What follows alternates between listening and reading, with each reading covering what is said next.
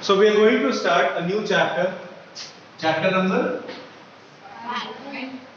5. Kingdom, kings, and early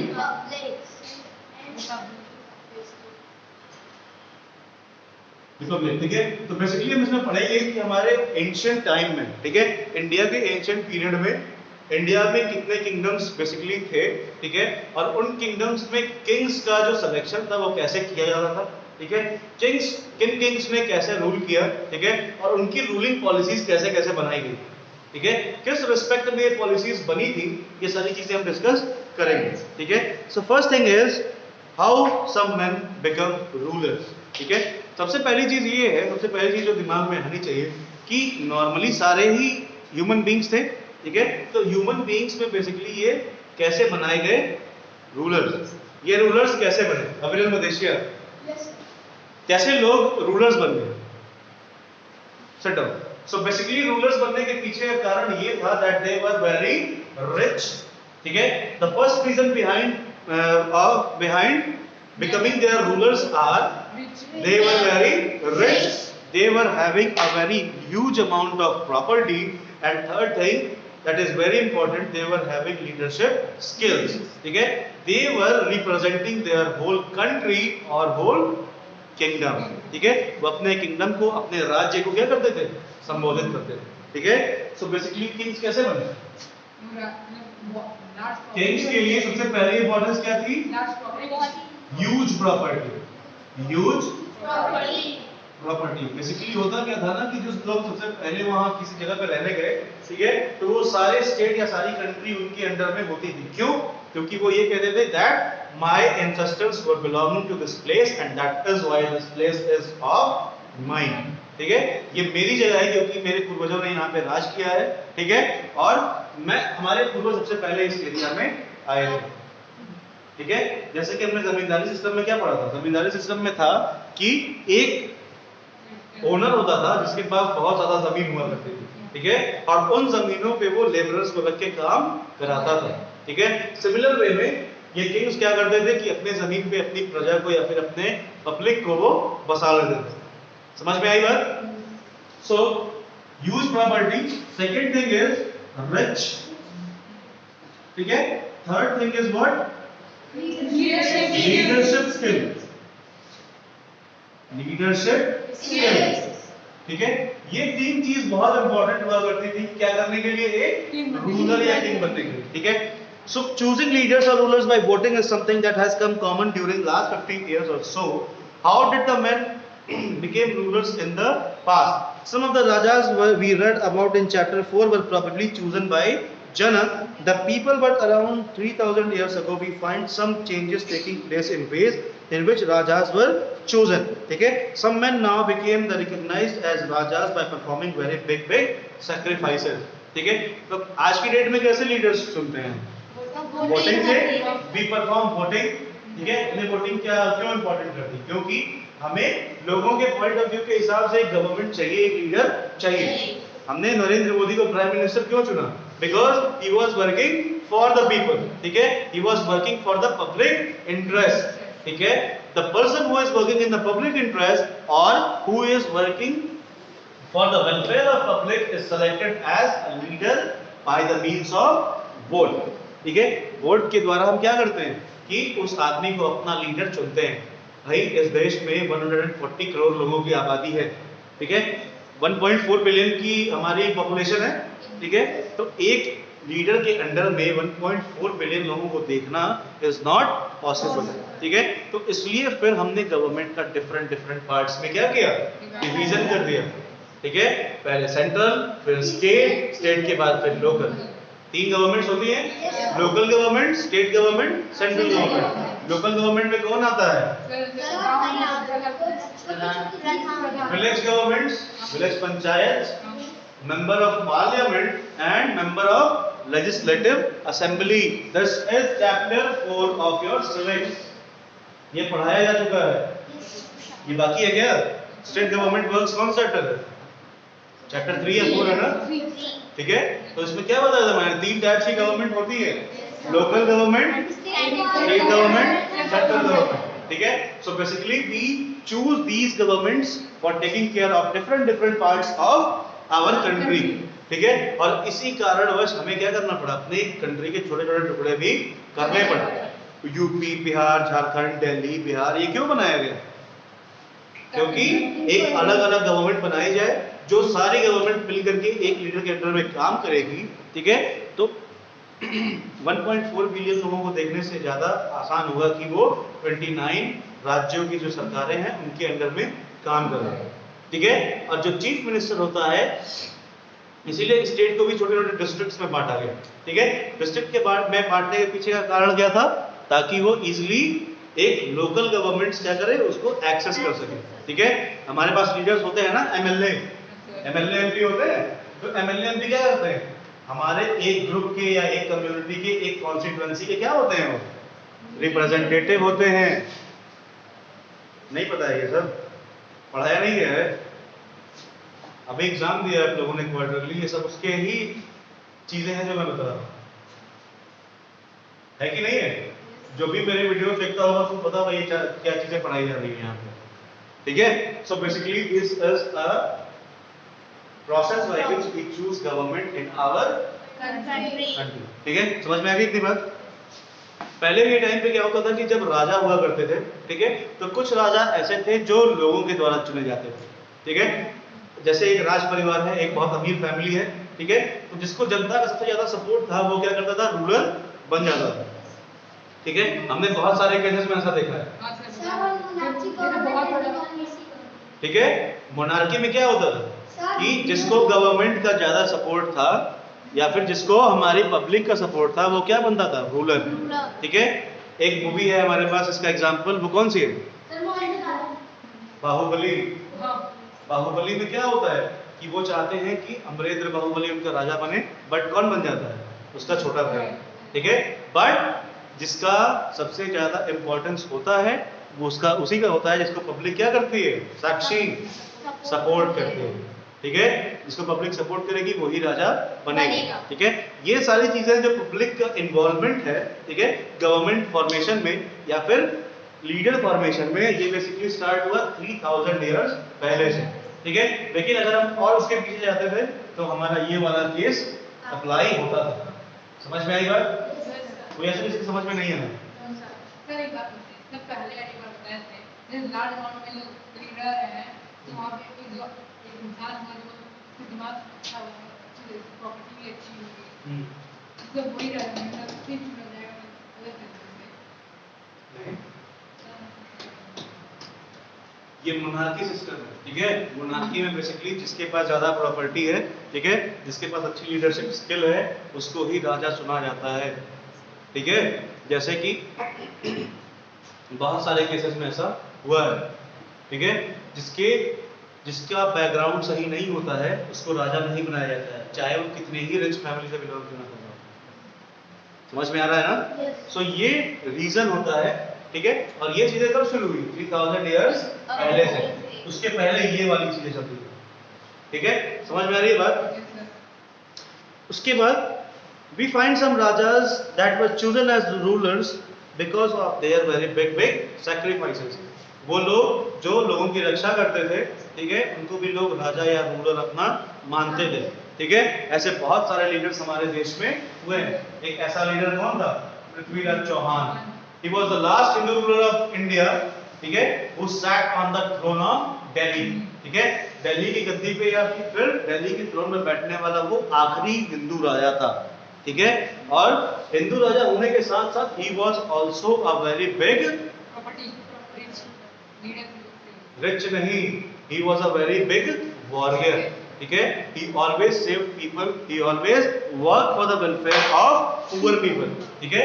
and that is the main reason behind he became the ruler of Delhi, ठीक है। दिल्ली के throne का राजा ये क्यों बना, इसके पीछे का रीजन क्या था, क्योंकि वो बहुत अच्छा वॉरियर था और गरीब लोगों की मदद करता था। दिव्यांग समझ में आ रहा है ना? ठीक है। So the Ashwamedh or the horse sacrifice was one such ritual, ठीक है। इसके बाद एक और ऐसा ही सैक्रिफाइस रिचुअल ये था अश्वमेध यज्ञ। किसी ने सुना इसके बारे में, अश्वमेध यज्ञ क्या होता है? घोड़ों को बलि दिया जाता घोड़ों की बलि दी जाती है, ठीक है। अश्वमेध यज्ञ में बेसिकली क्या होता है कि एक ऐसा रूलर होगा, ठीक है, जो पूरे वर्ल्ड के रूलर्स के सपोर्ट के बाद, ठीक है, एक हॉर्स की सैक्रिफाइस देगा, ठीक है, उसके बाद उसको पूरे वर्ल्ड का रूलर माना जाएगा। समझ में आया? नहीं नहीं समझ में आया? एक ऐसा रूलर होगा जिसको पूरे वर्ल्ड के रूलर सपोर्ट करेंगे, ठीक है। और बाद में जैसे मुगल्स के साथ क्या हुआ था, मुगल्स ने सारे किंगडम्स को अपने अंडर में करना शुरू कर दिया था, ठीक है। उसके बाद हर उस किंगडम में मुगल्स की पॉलिसीज को फॉलो किया जाता था, ठीक है। सिमिलर वे में इसमें भी क्या होता है कि एक रूलर चुना जाता है, एक लीडर चुनते हैं सारे राजा मिल करके, ठीक है, और वो रूलर उनके वेलफेयर के लिए काम करता है, ठीक है, और वो उन सारे राजाओं का राजा माना जाता है, ठीक है। इसीलिए उनको हम हिंदी में महाराज या चक्रवर्ती सम्राट भी कहते हैं ना। चक्रवर्ती सम्राट Ashok, he was the ruler of rulers, ठीक है, वो राजाओं के राजा थे। समझ में आया ना? एक दूसरे को देख के हंसो मत, बताओ समझ में आ रहा है कि नहीं? खुशी, इससे ज्यादा हिंदी नहीं बोलनी आती है यार। A horse was led to loose to wander freely and it was guarded by Raja's men, ठीक है।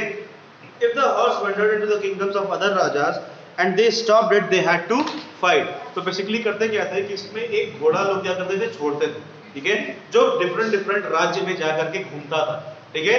अगर कोई राज्य उसको रोका, ठीक है, यानी कि उसने चुनौती को स्वीकार किया है, और जिस राज्य ने उस घोड़े को छोड़ा है उसके और उसके बीच में क्या होगा, युद्ध होगा, ठीक है। और युद्ध होने के बाद वो अगर राजा हार जाता है, ठीक है, तो वो किंगडम में इनके अंडर में आ जाएगा। समझ में आया? अगर ये हमारा राजा है जिसने घोड़ा छोड़ा है और ये है जिसने घोड़े को रोका है, ठीक है, तो यानी कि अगर इसने नहीं रोका, यानी कि उनने उसकी सारी पॉलिसीज को एक्सेप्ट कर लिया, ठीक है। अगर रोक दिया यानी कि इन दोनों के बीच में लड़ाई होनी है। अगर ये हार जाता है तो इनका किंगडम इनके अंडर में आ जाएगा। समझ में आई बात? सर अगर नहीं पकड़ा तभी आ जाएगा। हाँ, नहीं पकड़ा यानी कि उसने शरणागति को स्वीकार कर लिया, ठीक है, यानी कि राजा की जो पॉलिसी थी उस पे अग्री कर गया, ठीक है।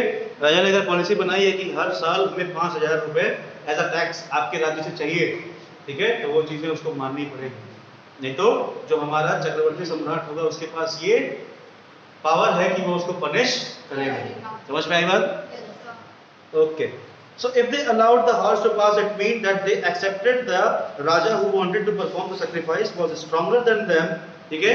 वो उस राजा को अपना राजा मान लेते थे, ठीक है, या फिर ये सोच लेते थे कि वो राजा उनसे ज्यादा ताकतवर है, ठीक है, या फिर अगर रोकते थे तो फिर युद्ध होता था। समझ में आई बात? अगर उन्होंने घोड़े को रोक लिया यानी कि युद्ध होगा, अगर नहीं रोका यानी कि उन्होंने उनकी पॉलिसी एक्सेप्ट कर ली, ठीक है। The Raja who organized the sacrifice was recognized as being very powerful and all those who came brought gifts for them, यानी कि जब ये अश्वमेध यज्ञ पूरा होता था, ठीक है, जब ये घोड़ा घूमता था इधर उधर के राज्य में, ठीक है, तो जब ये घोड़ा घूम के वापस उस राज्य में पहुंचता था, ठीक है, तो उस राज्य में जितने भी राजाओं ने उन्हें नहीं रोका है वो उन्हें अपना राजा मानते थे, ठीक है, और उनके लिए गिफ्ट्स लेकर के आते थे, ठीक है, अपने राज्य की कोई एक स्पेशल चीज उनके लिए लेकर के जाएंगे। समझ गई बात?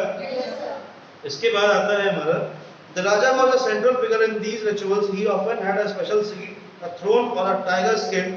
His charioteer, who was his companion in the battlefield and witnessed his exploits.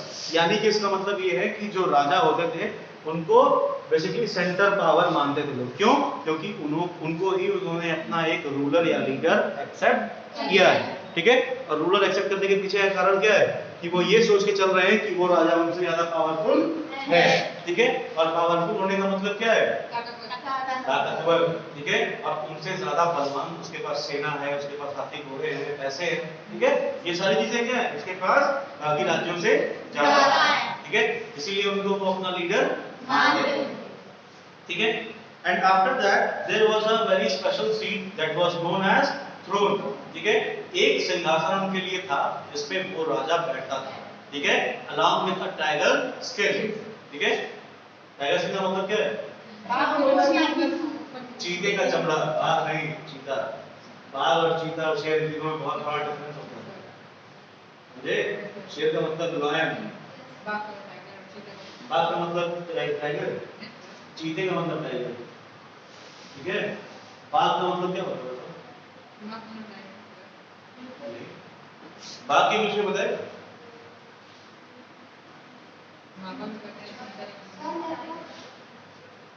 Leopard तेंदुआ होता है। बाघ की इंग्लिश क्या होती है?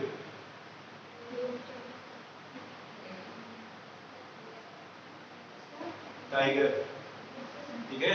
टाइगर कोई बाघ और उसका दोनों कहा है। और लॉयन क्या कहते हैं? शेर। जो लोग के दिमाग में लेपर्ड आ रहा था, लेपर्ड का मतलब क्या होता है? तेंदुआ, ठीक है? क्या हुआ, समझ में नहीं आ रहा क्वेश्चन? चैप्टर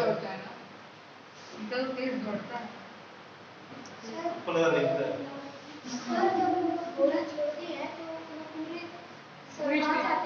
पूरे विश्व में दौड़ता है। उनकी सेना, समझे? खड़े हो के बैठे हो, ठीक है? समझ में आ गई बात सबको? चीता दौड़ता है कि रेंगता है? इसको लगता है कि चीता रेंगता है, ठीक है? समझ में आ गई बात? ओके।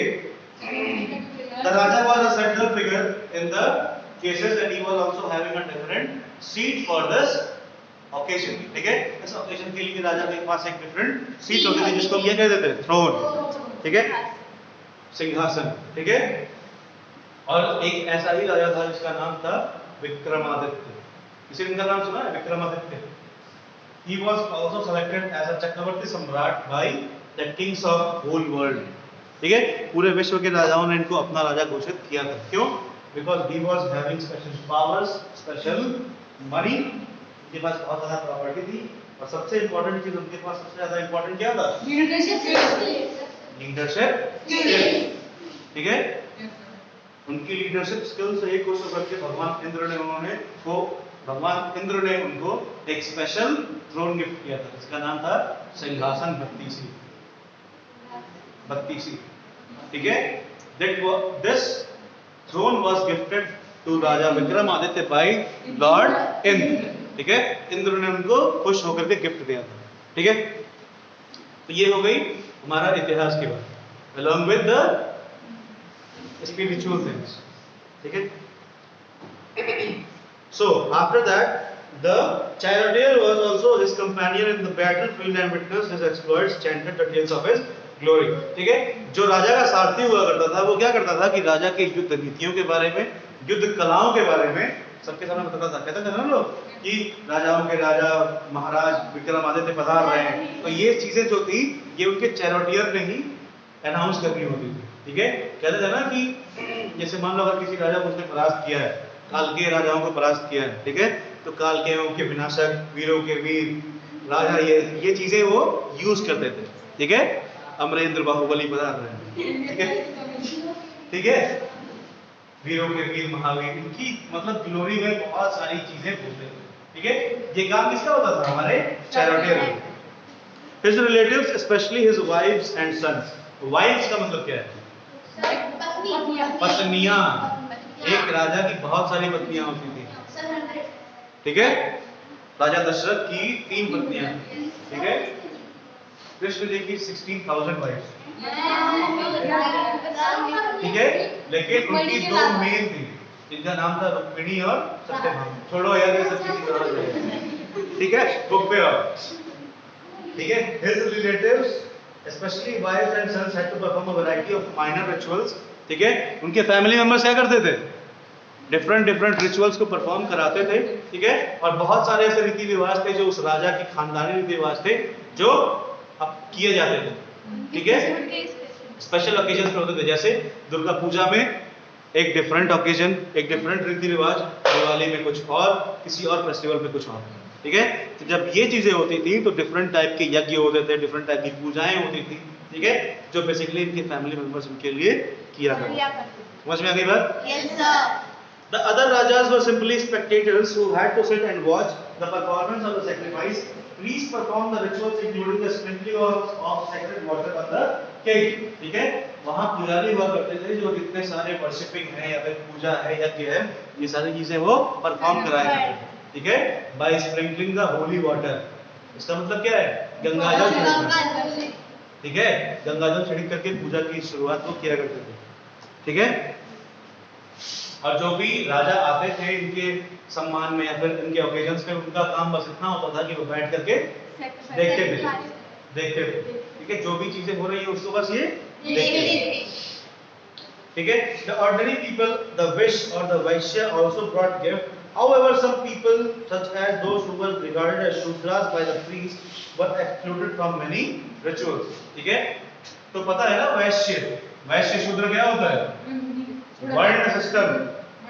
What is वर्ण सिस्टम? बड़ा जाता है.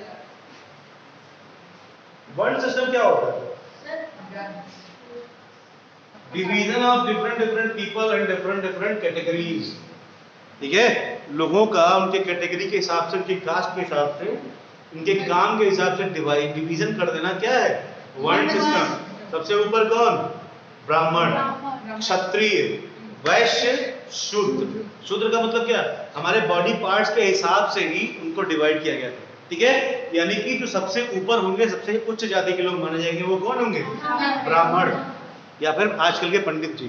ठीक है, उसके बाद आते हैं वैश्य, क्षत्रिय जो वॉरियर्स होते हैं. ठीक है, हु आर द वॉरियर्स. ठीक है, दे कम इन द कैटेगरी ऑफ क्षत्रिय. ठीक है, after that the Vysya who are the merchants. ठीक है, मर्चेंट्स जो होते हैं वो बेसिकली किस कैटेगरी में आते हैं? वैश्य. फिर आते हैं शूद्र यानी कि अनटचेबल्स. ठीक है, who are the lowest part of our varna system. हमारी सोसाइटी के सबसे नीचे का हिस्सा क्या है? शूद्र. समझ में आया? क्या हुआ? नहीं समझ में आ रहा है? वर्ण सिस्टम क्या है कि लोगों को डिफरेंट टाइप्स में डिवाइड करते हैं. ठीक है, सबसे ऊपर ब्राह्मण, फिर क्षत्रिय, वैश्य, फिर शूद्र. ठीक है, शूद्र सबसे नीचे, ब्राह्मण सबसे ऊपर. क्या डिस्कशन है? भगा देंगे क्लास से भी, याद रखना. मजाक में अगर ले रहे हो तो कहो तो उनको ट्रेलर दिखाएं इसको. ठीक है, so this is what all about वर्ण सिस्टम. ये नीचे जो येलो कलर का पैराग्राफ है ना, इसका बेसिकली इसमें ये समझाया गया है कि 4 पार्ट्स में डिवाइड किया गया. ठीक है, और वो क्या थे? ब्राह्मण, क्षत्रिय, वैश्य, शूद्र. ठीक है, शूद्र को बहुत सारे रिचुअल्स में पार्टिसिपेट करने का मौका नहीं मिलता. ठीक है, because they were the untouchables और the lowest part of society. ठीक है, हाँ ठीक है, लोअर क्लासेस. लोअर कास्ट का मतलब नहीं, उस टाइम पे कास्ट नहीं थी. उस टाइम पे क्या था? वर्ण. ठीक है, ब्राह्मण वर्ण के लोग, क्षत्रिय वर्ण के लोग, वैश्य वर्ण के लोग और शूद्र वर्ण के लोग. ठीक है, उस टाइम पे जातियां नहीं थी अविरल प्रदेश क्या. ठीक है, उस टाइम पे वर्ण थे. ठीक है, और उसके हिसाब से लोगों का फिर डिवीजन हुआ. समझ गए? इसके बाद आता है अपना ये वर्ण सिस्टम. तो ये पढ़ो Ishika. We have many books that were composed in North India, especially in the areas drained by the Ganga and the Yamuna. During this period, these books were often called later Vedic because they were composed after the Rig Veda, about which we learned in chapter 4. These includes the Sam Veda, Yajur Veda and Earth Veda, as well as the other books. These were composed by priests and described how rituals were to be performed. They also contained rules about society. ठीक है, समझ में आई इतनी बात? Rituals का मतलब रीति रिवाज. हमारे यहाँ रीति रिवाज होता है ना कि हमारे यहाँ डिफरेंट टाइप की पूजा ऐसा होता है, दिया जलाना होता है. ठीक है, बहुत सारे रिलीजन्स में ऐसा नहीं भी होता है. Isn't it? होता है या नहीं होता? बताइए. बहुत सारे रिलीजन्स ऐसा है कि जिसमें दिया जलाना इज नॉट अ रूल. ठीक है, बट इन आवर रिलीजन दिया जलाना इज अ रूल. समझ में आ रही है बात? Yes, sir. समझ आ रहा है? Yes, sir. करिए. ठीक है, तो ये सारे रिचुअल्स के बारे में कहाँ लिखा था? वेदास, ठीक है? Because the first book that was created to be known is Vedas, ठीक है? Rigveda about 3500 years ago. After that, साम, यजुर एंड अथर्व, ये 4 वेद बनाए गए किस लिए? ताकि हमें सोसाइटी में कैसे रहना है, कैसे क्या काम करना है, इनका पता चल सके। प्रतिभा समझ में आ रहा है ना? ठीक है? सिमिलर वे में ये वेदास बताते थे कि ये वर्ण सिस्टम भी हमारे यहाँ एग्जिस्ट करता था। साक्षी गुप्ता ना, समझ में आ रहा है ना? Okay. There were several different groups in society at that time: priest, warrior, farmer, herders, traders, craftsmen, laborers, fishing folk and forest people. ठीक है? इन सारे कैटेगरीज में लोगों को डिवाइड किया गया था। ठीक है? कैसे? उनके रहने सहने के तरीकों की वजह से, उनके रीति रिवाजों की वजह से। समझ में आ रहा है दिव्यांश? अविरल, कल से तुम आगे बैठना। ठीक है? सो ये चीजें क्या हैं? रूल्स, रेगुलेशंस जो हमारे वेदास में लिस्टेड हैं। नेहा, समझ में आया? So, some priests and warriors were rich, as were some farmers and traders. ठीक है? कुछ ब्राह्मण और कुछ वॉरियर्स, ठीक है? यानी कि लड़ाई करने वाले और पूजा करने वाले दोनों बहुत ज्यादा रिच हुआ करते थे। ठीक है? और उसी तरीके से कुछ ट्रेडर्स भी बहुत रिच हुआ करते थे। ठीक है? Other including many herders, craft person, laborers, fishing folk, hunters and gatherers were poor. ये सारे लोग पुअर होते थे क्योंकि ये लोग लोवेस्ट कम्युनिटी ऑफ सोसाइटी में थे। ठीक है? इनका काम बहुत छोटा था, इसलिए इनके साथ भी डिस्क्रिमिनेशन होता था भाई। फिशिंग फोक के साथ आप एक बात बताओ, आप कहीं के राजा हो, ठीक है? आपको एक जगह का राजा बना दिया गया, ठीक है? फिर आपसे कहा गया कि आप एक फिशरमैन को बुलाइए, अपने यहाँ मंत्री रख लीजिए, रख लोगे? If you are living in 1960, then can you put them as your minister? आप क्या उसको एज अ मिनिस्टर ट्रीट कर सकते हो? नहीं कर सकते हो, because they are not in level as you are. ठीक है? वो आपके लेवल के नहीं है। खुशी समझ में आ रहा है ना? वो आपके लेवल के नहीं है। फिशरमैन की क्वालिटी बहुत नीची मानी जाती है उस टाइम पे। अगर हमें 1960 में रख दिया जाए तो, ठीक है? अगर हम और भी पीछे चले जाएं, अगर हम 13th सेंचुरी में चले जाएंगे तो क्या कहा जाएगा कि फिशरमैन क्या थे? बहुत लोअर कैटेगरी के लोग थे। ठीक है? वो लोग पुअर पीपल थे। और राजा महाराजा क्या थे? रूलर्स थे, ओनर्स थे। समझ में आई? क्या महाराज थे? समझे? ऐसा कौन सा राजा था जिसने वॉरियरशिप को छोड़ दिया? चुप हो जाओ, बताओ नेहा, ऐसे कौन से राजा था जिन्होंने प्रीस्ट बनने का मतलब सोचा था और फिर उन्होंने वॉरियर बनना छोड़ दिया? ब्राह्मण नहीं बने थे, गौतम बुद्ध थे।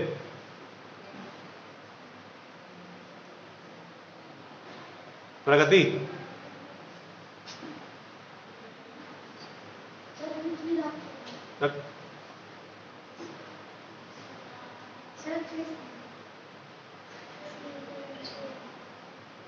और कोई है जिसके पास आंसर है? सम्राट अशोक। सम्राट Ashok was a ruler who gave up warriorship and he became a priest or he became a representative of Gautam Buddha। बैठो, वो बाद में बुद्धिस्ट बन गया, उन्होंने वॉरियर बनना स्वीकार नहीं किया। समझ में आया? गौतम बुद्ध थे।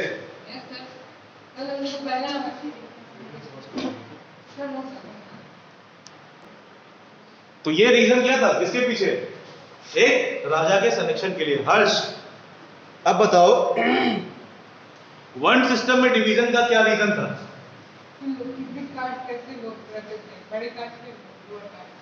ठीक है, यानी कि उनके वर्क के हिसाब से उनको डिसाइड किया गया था कि कितने कितने लेवल्स पे वो डिवाइड होंगे।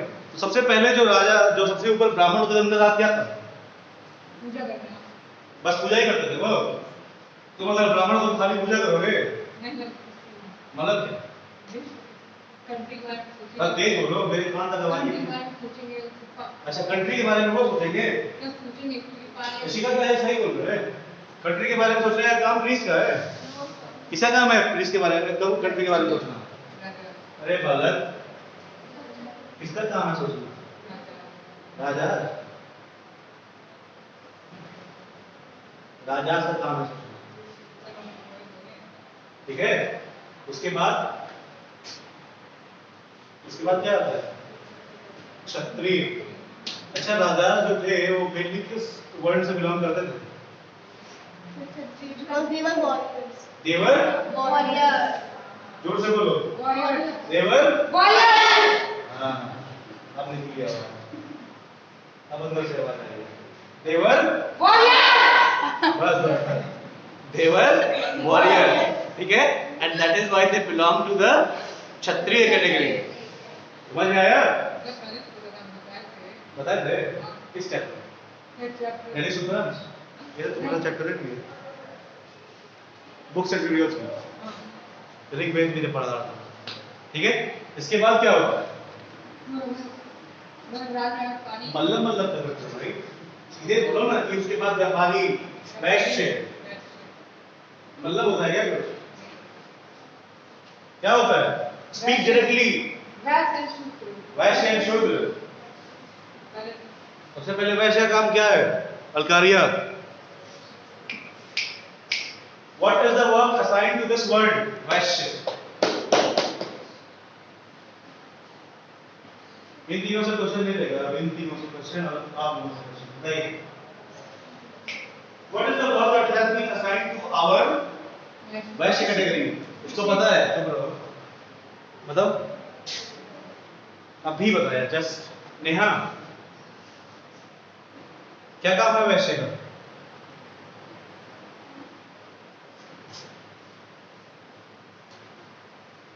क्या काम है?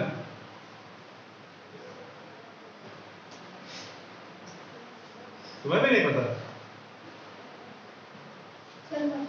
Merchants and traders, Yes, yes. व्यापारी, उनका काम है व्यापार करना। They were only assigned to do the business things, ठीक है। उनका काम क्या है? बिजनेस करना। लास्ट क्या है हर्ष? उनका काम क्या होता है? काम क्या होता है? अरे छोटा काम क्या? इतना बड़ा काम मिलेगा क्या? Fishing is not a work for them. They are not untouchables.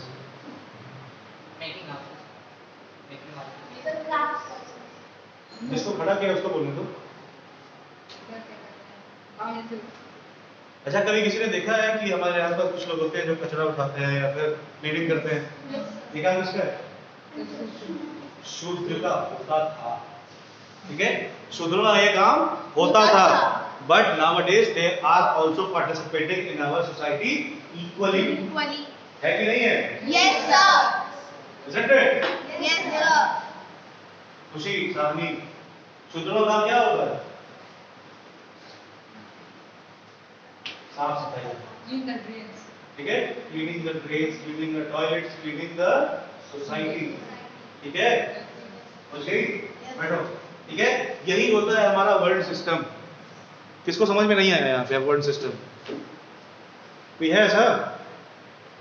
अब है? समझ में नहीं आया? इसके बाद आता है जनपदास। What are Janapadas? जनपदास का मतलब ये होता है area which is assigned to one ruler और वन लीडर, ठीक है। एक लीडर को या फिर एक राजा को अगर कोई एक एरिया डिसाइड हम कर देते हैं तो वो क्या कहलाता है? जनपद, ठीक है। और कई सारे जनपद जिस कैटेगरी में आते हैं उनको हम क्या कहते हैं? महाजनपदास, ठीक है। महाजनपद में क्या होता है? कई सारे राजा होते हैं जिनका एक लीडर होता है। वो लीडर क्या करता है? इन सारे राजाओं को कंट्रोल करता है, और वो सारे राजा उसके अंडर में क्या करते हैं? वर्क करते हैं। समझ में आया? Anyone who is not understanding these things?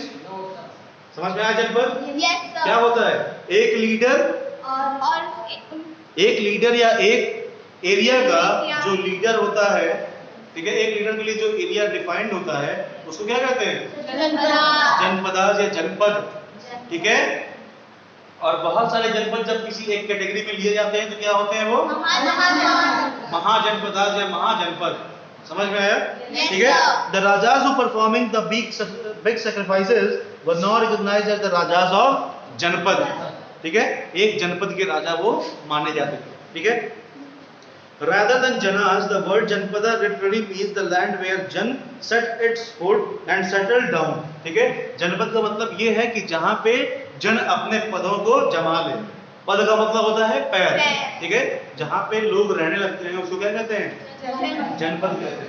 ठीक है, ये नाम इसी वजह से पड़ा है, जनपद। ठीक है, पथ नहीं, पद। जनपद तो दिल्ली में, जनपद नहीं, जनपद कहते हैं ना। पहले के हिंदी में जब हम लोग एड्रेस लिखते थे क्या लिखते थे? बुध विहार पार्ट सी, मकान नंबर 4, जनपद गोरखपुर। ठीक है, तो जनपद क्या है? It is an area where people are settled down forever. Yes, जहां पे लोग सेटल हो जाते हैं हमेशा के लिए, उसको क्या कहते हैं? जनपद कहते हैं। ठीक है। So and settled also important जनपद are shown in map number 4। ठीक है, देख सकते हैं आप लोग कि ये जनपद है। ठीक है, जैसे हस्तिनापुर, ठीक है, कुरली, कुरु, ठीक है, कोसला, पांचाल, वैशाली, अयोध्या। अयोध्या उस टाइम पे अवध था। ठीक है, उज्जैन, मगध। ठीक है, मगध क्या था उस टाइम पे? आज की डेट में मगध क्या है? मगध की राजधानी क्या थी? पाटलिपुत्र। पाटलिपुत्र। पाटलिपुत्र आज की डेट में क्या है? पटना। और मगध क्या है? बिहार। ठीक है, मगध का राजा कौन था? पाटलिपुत्र राजा। मगध की राजधानी थी पाटलिपुत्र। ठीक है, मगध एक राज्य था। ठीक है, जो सबसे पहले किसने राज्य किया था वहां पे? किसी ने इसका नाम सुना है? पता तो है यार, जरासंध। ठीक है, जरासंध राजा था मगध का। ठीक है, उसके पहले कौन था? बताओ यार, तुम लोगों को इतना नहीं पता है? ये अपने इंडिया की हिस्ट्री है, हिस्ट्री के स्टूडेंट तुम लोगों को इतना नहीं पता है? मगध का राजा कौन था इसके पहले? उज्जैन का राजा राजा भोज था ना? किसी को कुछ पता ही नहीं। उज्जैन आज की डेट में क्या है? उस टाइम का उज्जैन आज की डेट में किस नाम से जाना जाता है? मध्य प्रदेश। मध्य प्रदेश है ना? उसमें उज्जैन उसकी राजधानी आज भी है कि नहीं है? सिमिलर वे में ये जरासंध क्या था? मगध का राजा था। ठीक है, और मगध क्या था? पाटलिपुत्र उसकी राजधानी थी। ठीक है, तो सिमिलर वे में ऐसे ही हमारे उस टाइम पे जनपद बने थे। ठीक है, हस्तिनापुर एक जनपद था। ठीक है, हस्तिनापुर के पास बहुत सारे राज्य थे, कुंती, भोज, पांचाल। ठीक है, पांचाल में कौन रहता था? द्रौपदी। ठीक है, पांडव पांचाल में रहते थे, हस्तिनापुर में रहते थे। Yes, the wifes of the Pandava and her name was Draupadi. ठीक है, और पांचाल की रहने वाली इसलिए उनका नाम पांचाली पड़ा था।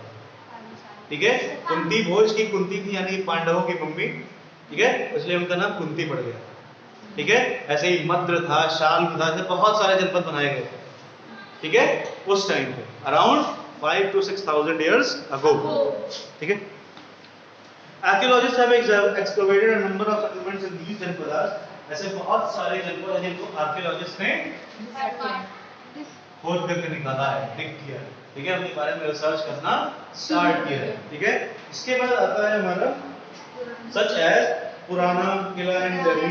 ठीक है, Hastinapur near Meerut and Atranjikhera near Etah, and they found that people lived in the huts and kept cattle as well as other animals. They also grew a variety of crops: rice, wheat, barley, pulses, sugarcane, sesame and mustard. ठीक है, इन सारे जनपदों के बारे में हमारे scientist ने खोजा है और ये चीजें पता लगाई हैं कि उस टाइम के लोग भी खेती किया करते थे और इन सारे चीजों को उगाते थे। समझ में आया? Yes sir. नहीं, देखो ये जितने भी चीजें हैं, ये जितने जनपद के मैंने नाम बताए, हस्तिनापुर, रंजीखेरा, ये जो भी था, ठीक है। इन सारी चीजों के बारे में एक्सकवेशन किया गया, मतलब कि आर्कियोलॉजिस्ट ने खोद करके इनके बारे में एविडेंसेस निकाले। जैसे हमने मोहनजोदारो के बारे में पढ़ा है ना, मोहनजोदारो, वैसे ही इनका भी एक्सकवेशन किया गया और पता लगाया कि ये कितने साल पुराने हैं, क्या है, किन राजा में जन्मे, ठीक है। और सिमिलर वे में ये सारी चीजें हमें मिली थी, ठीक है। और इसी वजह से क्या होता है, पता चलता है कि ये जनपद थे और इस तरह से बनाए गए, ठीक है। So this was all about today, ठीक है। We will be studying about the other topics in the next lecture, ठीक है। So now we will be discussing about the homework. कल का होमवर्क किसने कंप्लीट नहीं किया है?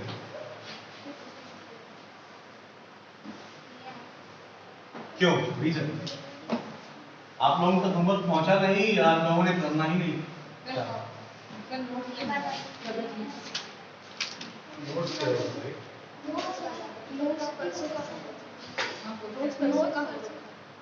क्या पसंद है? हमने होमवर्क कल किस चीज का दिया था? Book exercises and question answer. तो ये चीजें नोट्स तुम्हें करनी थी क्या? सबने कर दिया है?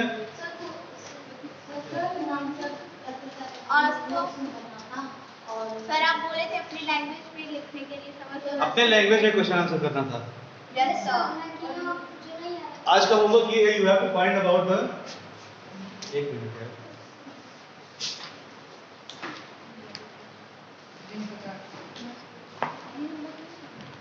What happened.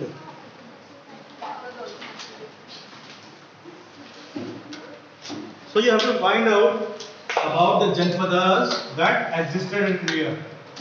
ठीक है, Janpadas that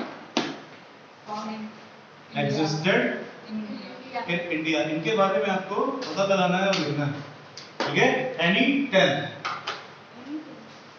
कोई भी 10, ठीक है। 10 के बारे में खोजिए, उनके बारे में लिखिए कि किस टाइम पे ये बने थे और उस टाइम पे इसका राजा कौन था।